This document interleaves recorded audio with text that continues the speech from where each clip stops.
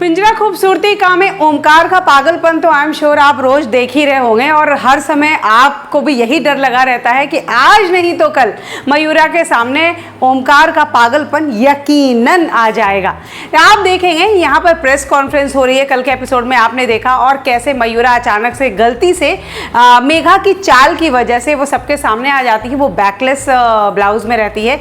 ओमकार को बिल्कुल ये बात बर्दाश्त नहीं होती। वो मयूरा को हमेशा अपनी आंखों के अपने घर के पिंजरे में कैद रखना चाहता है।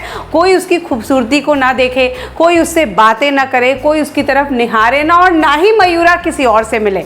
यानी पूरी तरह से एक जेल में बंद रखना चाहता है।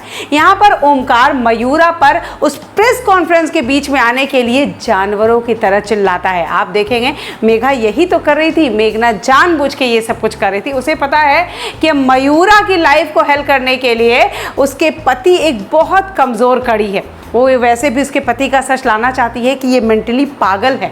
यहाँ आप देखेंगे मयूरा अचानक से किसी काम की वजह से वो रात भर बाहर रहेगी, मेघा के साथ शायद बाहर जाएगी, और यहाँ पर ओमकार मयूरा को सुबह सुबह जब आएगी मयूरा तो उसे कहेगा आप रात भर बाहर थी तो आपको अपनी खूबसूरती और पवित्रता का प्रमाण देना होगा, अग्नि परीक्षा देनी होगी। मयूरा को समझ में नहीं आता कि किस तरह का पति है, किस तरह का इंसान है।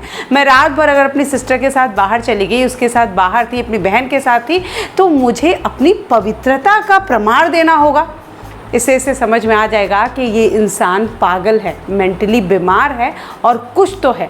आने वाले एपिसोड में आप देखेंगे कि ओमकार जिस तरह से मयूरा पर चिल्लाएगा, जिस तरह से उसे उसकी पवित्रता का सबूत मांगेगा, मयूरा को इस बात का शक हो जाएगा कि ओमकार नॉर्मल नहीं है, उसे ज़रूर कोई बहुत बड़ी बीमारी है। अब देखना ये है कि सच में ये सच कब मयूरा के सामने आता है।